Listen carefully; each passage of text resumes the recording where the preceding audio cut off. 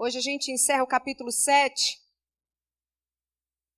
que fala sobre como a gente pode ampliar a nossa alma através do sofrimento e da perda. É interessante isso, né?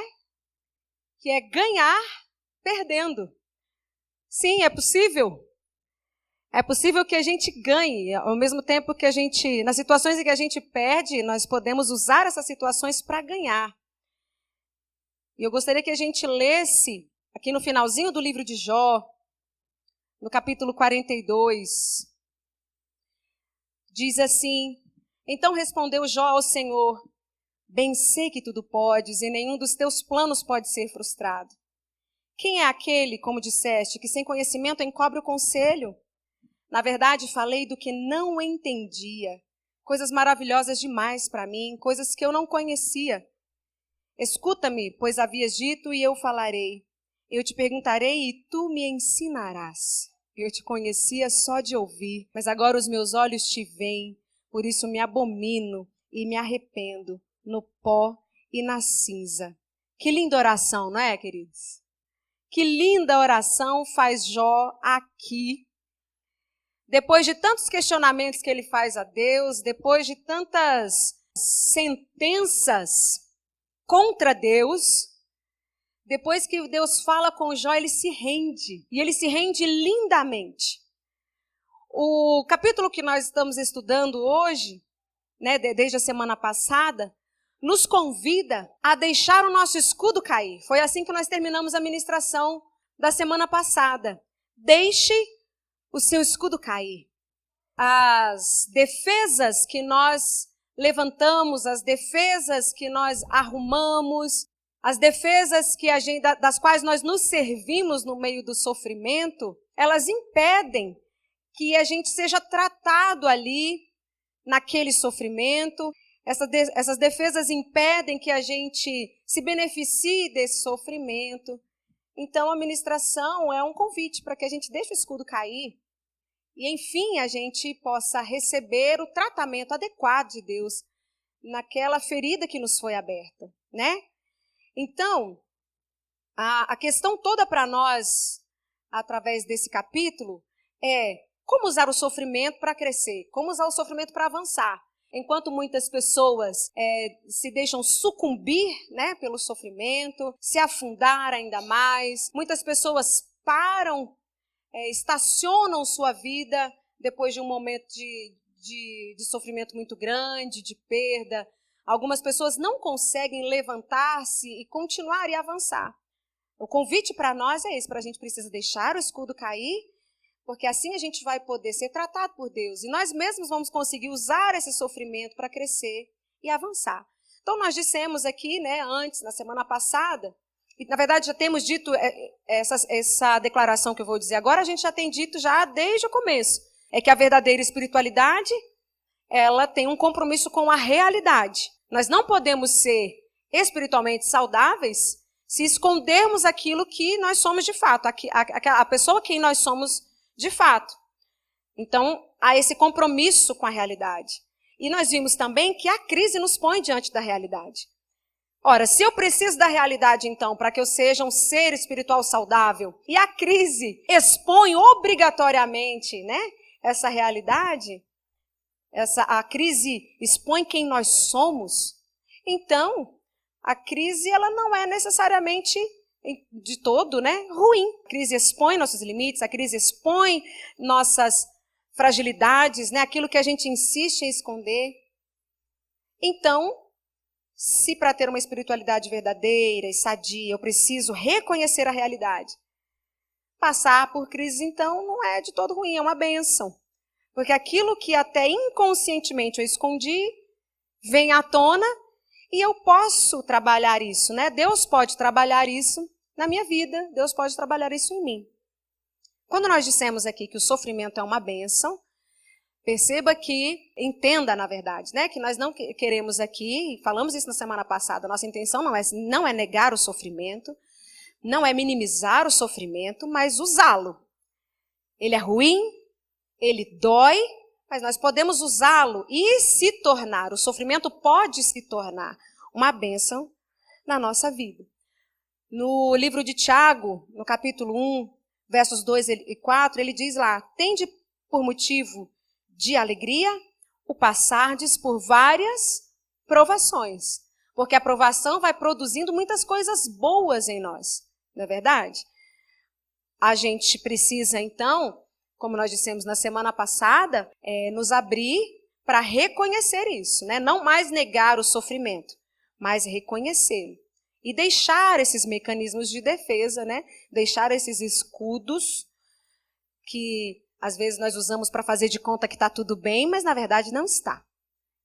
Esse é o foco, queridos. Se você passou pelo sofrimento e de fato está tudo bem, aleluia, glória a Deus. Nós já conseguimos, eu também já consegui vencer muitos desses sofrimentos. A questão é quando nós usamos os mecanismos de defesa, né, esses escudos, para fazer de conta que está tudo bem, quando na verdade não está. Aí, de acordo com a história de Jó, nós temos aqui algumas fases que são necessárias para o sofrimento. Peter traz ali essas fases, né?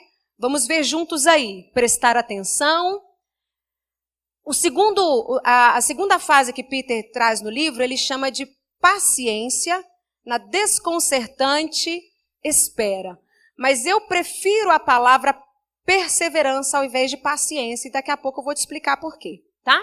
Então, prestar atenção, perseverar na espera, aceitar os limites, subir a escada da humildade e permitir que o antigo gere o novo. Então, temos aqui algumas fases necessárias se a gente quer usar o sofrimento para produzir coisa boa. Então, vamos ao primeiro deles. A primeira fase, né, é prestar atenção, é se ater.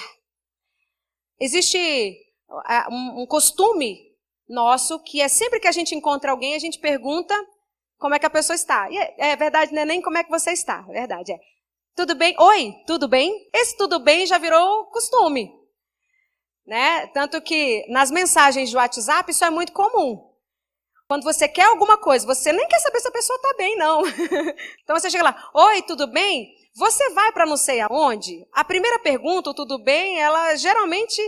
No WhatsApp ela é ignorada. A pessoa fala, oi, tudo bem, e você? Mas só por educação. Tudo bem se transformou apenas num oi, num olá. E a resposta automática para um oi é oi. A resposta automática para um olá é olá. Se tudo bem virou como um cumprimento e não mais um interesse real pelo que a pessoa está sentindo, qual é a resposta automática? Estou bem, e você? E qual é a resposta automática do outro? Estou bem. Graças a Deus. Algumas pessoas usam um pouquinho mais de sinceridade quando você pergunta se está tudo bem. Mas é uma gotinha a mais de sinceridade quando respondem assim, tem que dizer que está bem, né? Quem diz que tem que dizer que está bem? Ué, se não está bem, não está, irmão. Ué. Eu já ouvi isso várias vezes. Tem que dizer que está bem, né? Como se dizer que está bem mudasse alguma coisa lá dentro da gente. Como se dizer que está bem mudasse o meu estado de espírito. Por que tem que dizer que está bem? Isso vai mudar alguma coisa? A gente vai ficar mais bem? A gente vai ficar mais feliz por responder que está tudo bem? Será? Outras colocam um pouquinho mais, uma gotinha mais de sinceridade na resposta, quando elas dizem, estou levando. Por que as pessoas não têm coragem de dizer, não, eu não estou legal, nesse momento do cumprimento? Acho que porque virou costume. Eu já disse algumas vezes aqui, e repito, se eu perguntar para você se você está bem, é porque eu quero saber se você está bem, tá bom? Eu me recuso a usar essa pergunta como cumprimento. Então eu faço cumprimento, pode ser no WhatsApp, pode até parecer meio formal, mas eu falo boa tarde, bom dia, boa noite, ou paz do Senhor, porque isso são cumprimentos. A pergunta, está tudo bem? Ela deveria ser usada unicamente quando a gente quer de fato saber o que a pessoa está sentindo, e é assim que eu faço. Jó reconheceu que não estava bem. Ele não estava nada bem. A prova disso, na verdade há muitas provas aí, mas uma delas é que ele amaldiçoou o dia do seu nascimento. Você pode abrir a sua Bíblia aí comigo? ainda em Jó, lá no capítulo 3, né, a gente vai lá para o iniciozinho agora, e você vai ler comigo aí a declaração que ele faz no capítulo 3, versos 3 e 4. Eu gostaria que a gente lesse esse texto. Eu não ia ler, não, mas não da forma como está aqui, mas acho que isso pode ser importante para nós. Ó, Jó 3, a partir do verso 1 diz: Depois disso passou Jó a falar e amaldiçoou o seu dia natalício. Disse Jó: Pereça o dia em que nasci e a noite em que disseram, né? Em que se diz, foi concebido um homem. Converta-se aquele dia em trevas e Deus lá de cima não tenha cuidado dele, nem resplandeça sobre ele a luz. Jó ficou aborrecido aqui, ele estava aborrecido, nasceu um menino. Converta-se aquele dia em trevas. Em outras palavras, ele diz, se pudessem, aqui em outras palavras ele diz assim, se pudesse voltar no tempo, eu não queria nem ter nascido. Aí, agora você pode ir lá para o capítulo 6. Jó, capítulo 6, versos 2 a 4, ele diz, se a minha queixa de fato se pesasse, contra ela numa balança se pusesse a minha miséria. Esta, na verdade, pesaria mais que a areia dos mares. Por isso é que minhas palavras foram precipitadas, porque as flechas do Todo-Poderoso estão em mim cravadas, e o meu espírito sorve o veneno delas. Os terrores de Deus se arregimentam contra mim. Jó lutou com Deus. Jó sentia dor e ele dizia, por quê? Nós falamos na semana passada sobre essa justiça própria, né? Aqui Jó fez uso. Eu não mereço, eu não mereço. E nós falamos na semana passada também que Jó não foi necessariamente apenas sincero com Deus, né? Jó não foi apenas sincero com Deus.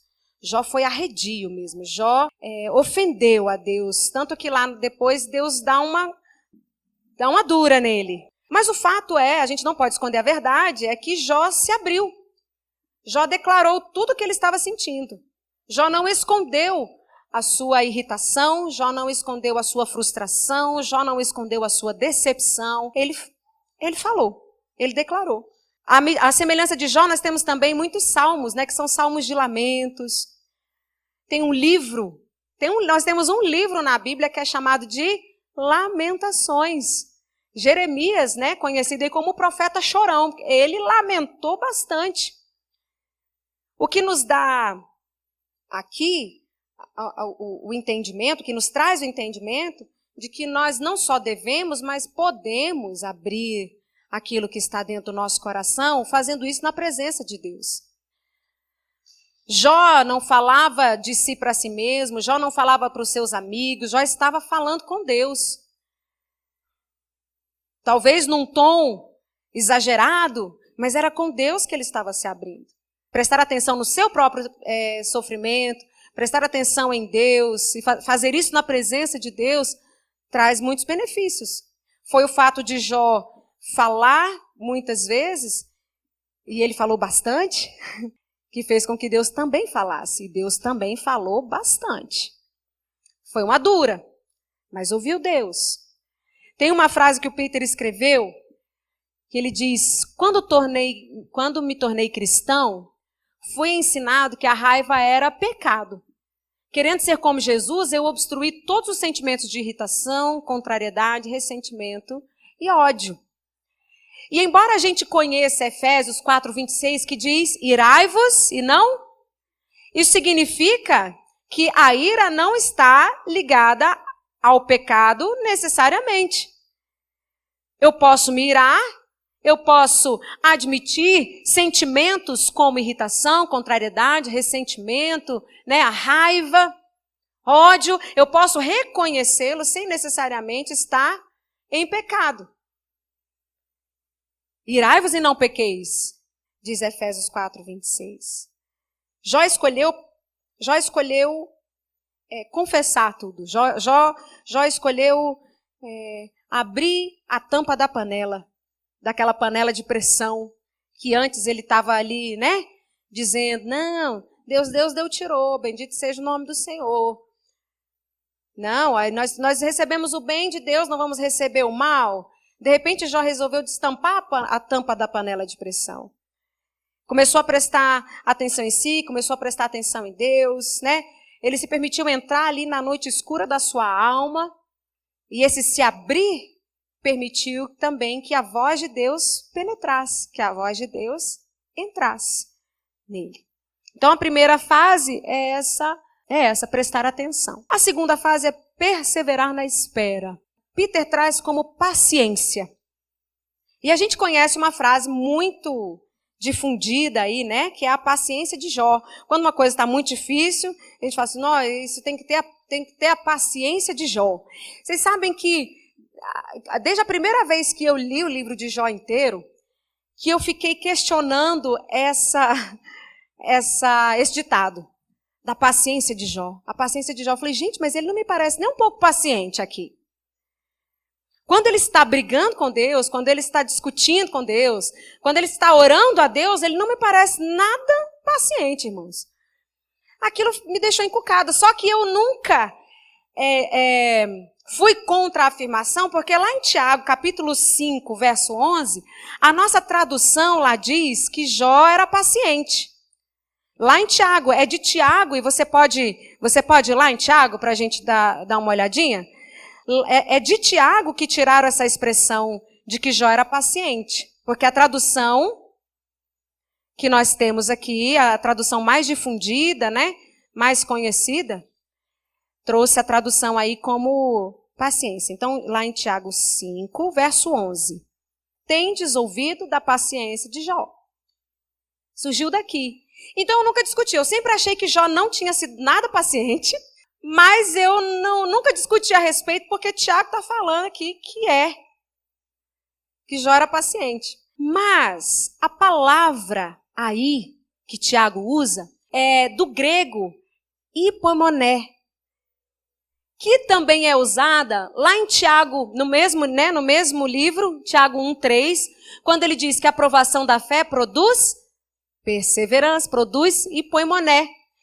Essa palavra no grego também é usada lá em Romanos, capítulo 5, verso 3, quando diz que a tribulação produz perseverança, a tribulação produz hipoimoné. Então, ali, em Tiago 1:3 e Romanos 5:3, a expressão usada é a mesma aqui de Tiago 5, capítulo 5, verso 11, que em alguns lugares foi traduzida por perseverar e aqui foi traduzida por paciência. Então, ouça bem, não é que Jó fosse naturalmente um homem paciente. Eu acredito que essa qualidade foi aumentando, né, com o tempo. Sua paciência, na verdade, ela se acabou. E ele estava clamando a Deus com muita impaciência. Leia a oração de Jó e você vai perceber isso. Há uma impaciência de Jó ali. Mas quando nós vemos o fim que o Senhor deu a ele, né, a gente leu lá no capítulo 42, no início, quando a gente vê o fim que Deus deu para ele, né, o resultado do lidar do Senhor com ele, então a gente vê que Deus estava fazendo com que Jó fosse um pouco mais paciente, dando a ele humildade. Mas esse termo grego, hipoimoné, ele significa, na verdade, literalmente, é permanecer. O literal, a tradução literal para hipoimoné é permanecer ou ficar embaixo. Isso significa, nas muitas traduções, é perseverança, constância, né? A permanecer debaixo de determinada situação, que é a tradução literal. Segundo alguns lexicógrafos, aí eu tenho aqui o Bauer, Dunker, esse aqui eu não sei falar o nome dele, hein? Gingrich. Significa permanecer em vez de fugir. Significa manter-se firme, aguentar. Então, voltando aqui, eu acredito que Jó não foi paciente. Ele foi bem impaciente, mas ele foi perseverante. Ele permaneceu debaixo daquela situação até o final. E ele foi tão perseverante que ele lutou com Deus. E essa expressão lutar com Deus me lembra de Jacó, que lutou com Deus, que também perseverou numa luta com o anjo numa noite inteira. Ambos foram abençoados, queridos. Jó, ao também perseverar e lutando ali com Deus, conversando, expondo, prestando bastante atenção em todos os detalhes, dentro dele mesmo, ao final ele foi abençoado. Então nós precisamos também perseverar na espera. A terceira fase é aceitar os limites. É a terceira fase que traz aqui, que o Peter traz aqui para nós. E Jó, quando ele ora, e em todo momento ele vai conversando aqui com Deus, e ele vai se defendendo, ele usa muito da sua justiça própria. Mas, diga-me, que tipo de atitude, alguma atitude Jó tomou diante da situação que ele estava enfrentando?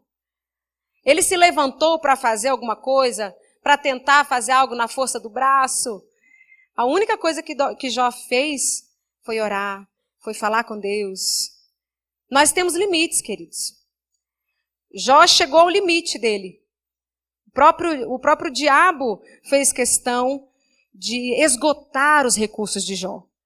Tanto que quando ele tocou apenas no que Jó tinha, Jó permaneceu firme, fiel, e então o diabo falou para Deus assim, não, eu quero que esgote os recursos dele. Toca nele, pele por pele, e verás se ele não vai blasfemar, ou enfim. Os limites de Jó haviam esgotado e ele precisava aceitar isso. Nós temos nossos limites. Fisicamente nós somos limitados. Emocionalmente nós somos limitados. Intelectualmente nós somos limitados. Espiritualmente nós somos limitados. Socialmente nós somos limitados. Aqui estão as cinco áreas da nossa vida, né? Somos limitados por causa dessa carne frágil mesmo. Somos limitados por causa de uma criação que nós tivemos. Então, fomos acostumados de uma forma e é difícil mudar essa forma. Somos limitados por causa das nossas habilidades. Como a gente queria poder dar conta de fazer tudo, né? Como a gente queria ter 4 braços. Como a gente queria poder ter 4 braços, 4 pernas e se dividir. Uma banda vai para um lado, outra banda vai para o outro para fazer tudo ao mesmo tempo. Até porque aí está mais uma limitação nossa, o tempo. Nós somos limitados pelos nossos relacionamentos. Nós precisamos aceitar nossos limites. E no momento do sofrimento e da perda, então, é que eles ficam ainda mais claros. E se não aceitarmos esses limites, nós podemos sucumbir. Há uma outra frase do Peter aí, nesse ponto, né, de aceitar os limites, quando ele diz, esgotamo-nos pensando que podemos fazer mais do que nós podemos.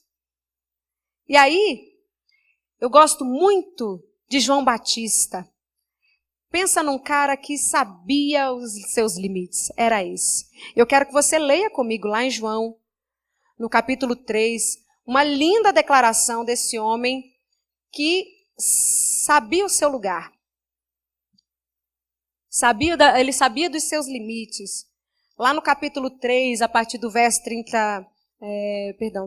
26, os discípulos de João estavam preocupados, porque muitos estavam deixando João Batista para seguir Jesus. Eles dizem lá, foram ter com João e lhe disseram, mestre, aquele que estava contigo além do Jordão, do qual tens dado testemunho, está batizando, e todos lhe saem ao encontro. João Batista está dizendo assim, Jesus está lá batendo, está todo mundo seguindo, estão te deixando. Respondeu-lhe João, o homem não pode receber coisa alguma se do céu não lhe for dada. Vós mesmos sois testemunhas de que vos disse, eu não sou Cristo, mas fui enviado como seu precursor. O que tem a noiva é o noivo. O amigo do noivo que está presente e o ouve, muito se regozija por causa da voz do noivo, pois esta alegria já se cumpriu em mim. Convém que ele cresça e que eu diminua. Olha que declaração maravilhosa. A gente precisa reconhecer as nossas limitações. Uma outra fase no sofrimento é subir a escada da humildade. Peter traz como ilustração a escada de São Bento. E é estranho quando a gente fala de humildade. Não sou estranho para você? Já soou para mim antes de eu conhecer os princípios, né? Que São Bento colocou quando ele falou dessa escada da humildade.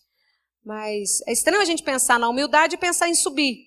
A gente deveria pensar, mas a gente não é descer a escada da humildade, né? Por que subir? A ilustração que São Bento traz é justamente o evento lá de Jacó, onde tinha uma escada em que anjos desciam e subiam. Essa escada não significa que a subida, enquanto eu subo orgulhosamente, né? Eu sou exaltado. Não, é o inverso. Enquanto eu desço na questão do orgulho, na questão da vaidade, Deus me eleva. Então, na verdade, não sou eu subindo uma escala de exaltação,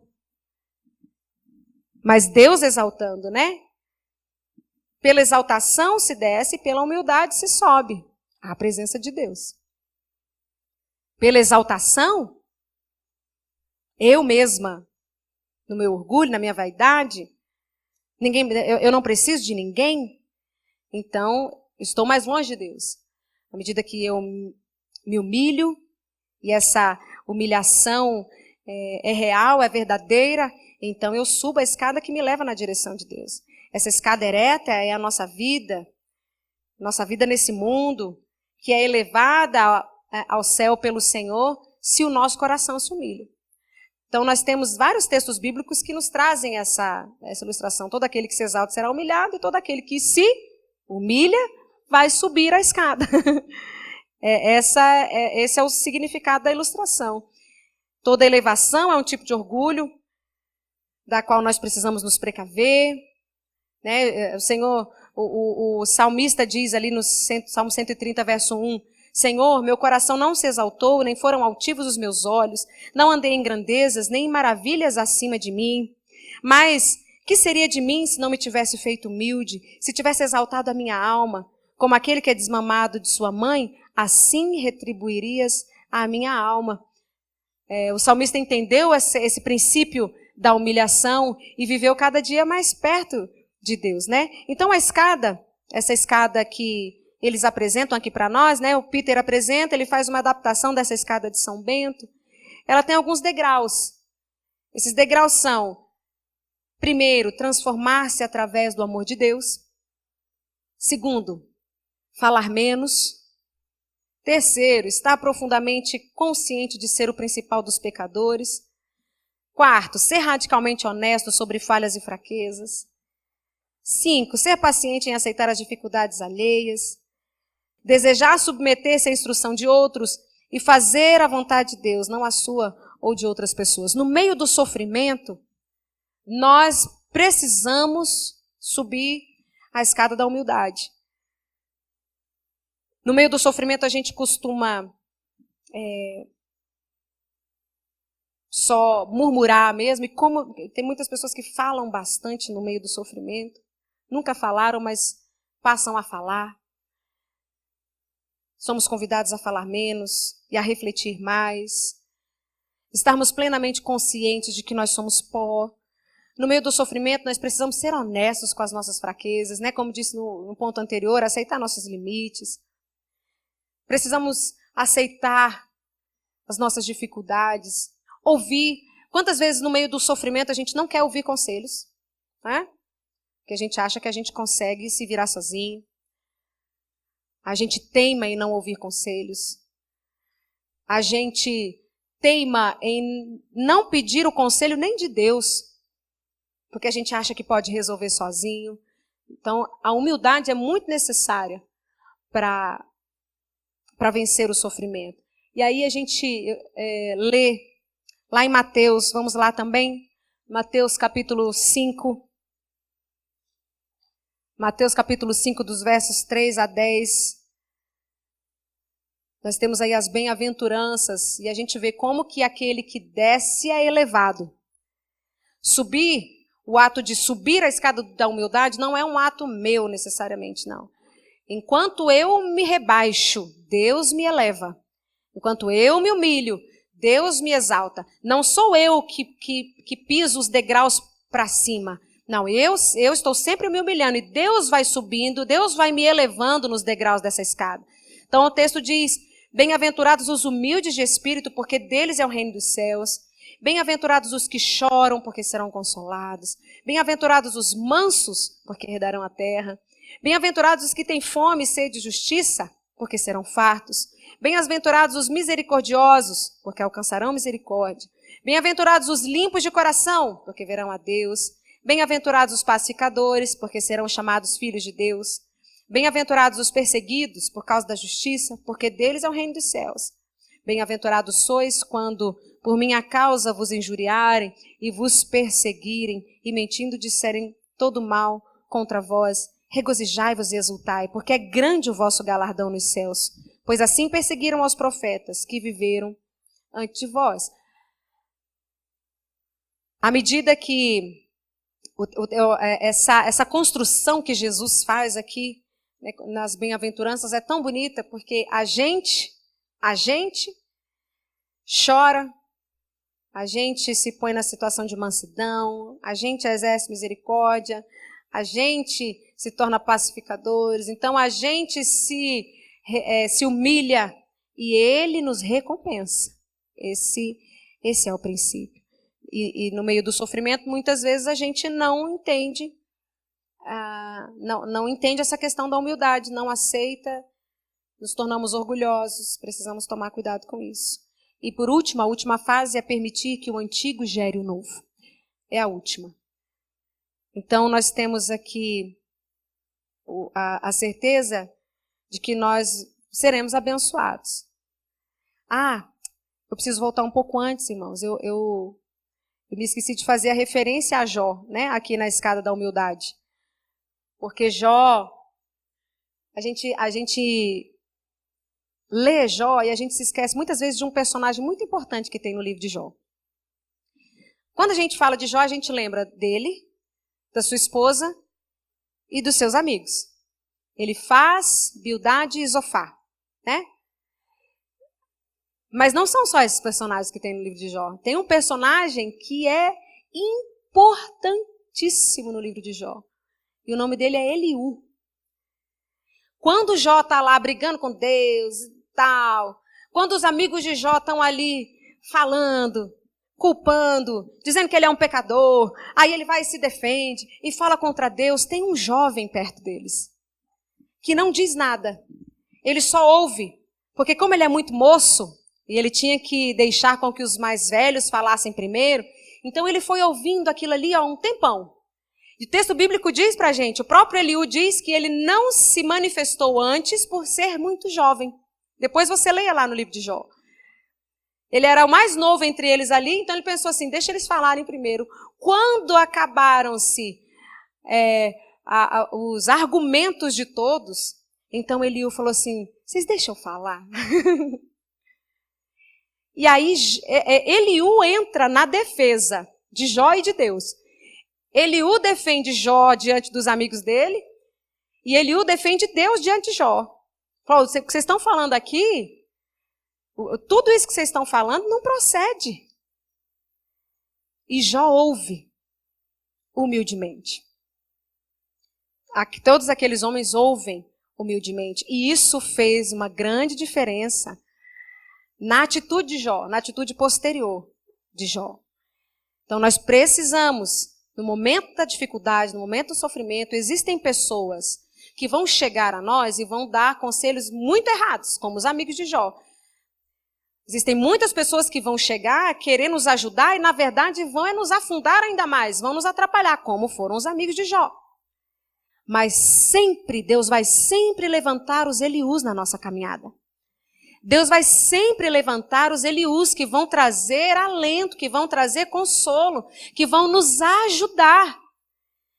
Então a gente precisa, no momento do sofrimento, ser humildes.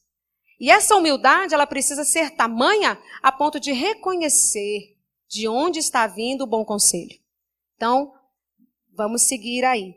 Então, e por último, então, a última fase aí do sofrimento, necessário ao sofrimento, é permitir que o antigo gere o novo. Essa lição de Jó, que Jó traz para nós.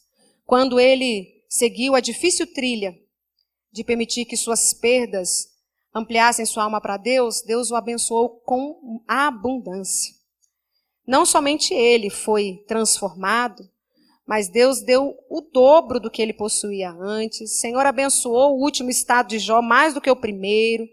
Sua riqueza foi duplicada. Deus lhe deu outros filhos. A Bíblia diz que as filhas de Jó eram tão lindas, não existiam iguais às filhas de Jó. E ele viveu até uma idade bem avançada. Esse relato tem o objetivo de encorajar a gente a confiar em Deus. Sempre e em todo momento. Esse momento de sofrimento vai passar. E algo novo de Deus virá. Você pode dizer amém? Algo novo de Deus virá. E o estado, queridos, eu gostaria que você tomasse posse dessa palavra hoje. O Senhor abençoou o último estado de Jó mais do que o primeiro. Eu quero declarar aqui nessa noite que o último estado da sua vida será infinitamente melhor que o primeiro. Pelo menos o dobro, né? Eu disse aqui infinitamente, mas pelo menos o dobro vai ser melhor. E você pode receber isso da parte de Deus, se passar por essas fases do sofrimento. Não vamos nos esquecer disso. Vamos prestar atenção. Vamos olhar para dentro de nós, não vamos esconder, não. Vamos prestar atenção em tudo isso e conversar com Deus a respeito disso. Talvez lutar com Deus, no bom modo de dizer, lutar com Deus, como Jó fez, como Jacó fez, e no final foram extremamente abençoados. Vamos perseverar na espera. Nessa espera, talvez, muitas vezes a gente é muito impaciente. Jó também foi. O importante é que nós sejamos perseverantes. Mesmo que com impaciência. Queridos, é melhor. É melhor que mesmo com impaciência a gente fale com Deus do que não fale daquilo que nós estamos sentindo. O importante é que a gente persevere, que a gente permaneça debaixo dessa situação de sofrimento, na presença de Deus, buscando os recursos de Deus para vencer. A gente precisa aceitar os nossos limites, nós somos limitados, não vamos conseguir passar por isso sozinhos, não vamos conseguir. Somos limitados em todos os níveis. E o sofrimento nos deixa ainda mais limitados. Então precisamos aceitá-los. Precisamos ser humildes, até porque, ora, uma coisa puxa a outra, né? Se eu sou limitado, eu preciso reconhecer que há pessoas que podem me ajudar. Se eu aceito as minhas limitações, eu vou reconhecer que há pessoas que podem me ajudar nesse sofrimento. Uma coisa que é muito comum, irmãos, muito comum, é que as situações chegam a nós, pastores, quando elas já não têm mais jeito. É extremamente complicado. Às vezes as pessoas passam por questões que elas estão ainda pequenas, mas a gente não entende a limitação que nós temos, e aí a gente vai vencer isso sozinho. Quando as questões chegam para nós, elas já estão extremamente difíceis de resolver. Eu já passei por muitas situações assim, por exemplo, com casais, que aparentemente estavam tão bem ali na igreja. Vivi uma situação assim na igreja em que eu estava, antes de vir para cá. Né? Então, um casal que, quando trouxe a situação para nós, os papéis já estavam correndo no cartório, os papéis do divórcio. Eles não vieram pedir ajuda, eles vieram só comunicar. Por quê? Porque enquanto eles estavam tendo a crise, nos momentos ali de muito sofrimento, eles não procuraram ajuda, até chegarem no ponto máximo de desentendimento, decidiram que iam se separar e os papéis já corriam já no cartório. Graças a Deus nós tivemos como reverter. Glória a Deus por isso. Pedimos para que eles dessem um tempo na papelada e nós fizéssemos um tempo de consagração, de aconselhamento. Graças a Deus estão casados ainda até hoje e vivendo muito bem. Graças a Deus, são as notícias que eu tenho. Nós precisamos aceitar os nossos limites no sofrimento e buscar ajuda. E aí ter a humildade de receber essa ajuda, né? Subir a escada da humildade. Assim nós vamos permitir que o antigo gere o novo. E a soma disso aí, de tudo isso aí, tem uma igualdade. O resultado é um novo relacionamento com Deus. se nos permitirmos passar por essas fases, teremos um novo relacionamento com Deus. E esse é o tema do nosso próximo capítulo. Vamos falar sobre o descanso semanal, sobre as disciplinas espirituais, sobre estar com Deus. Você lembra que nós falamos no início que é necessário parar, né? É necessário desacelerar. Daqui a pouco, ó. No estudo da próxima semana, daqui a pouco mesmo, semana que vem, a gente vai falar sobre isso.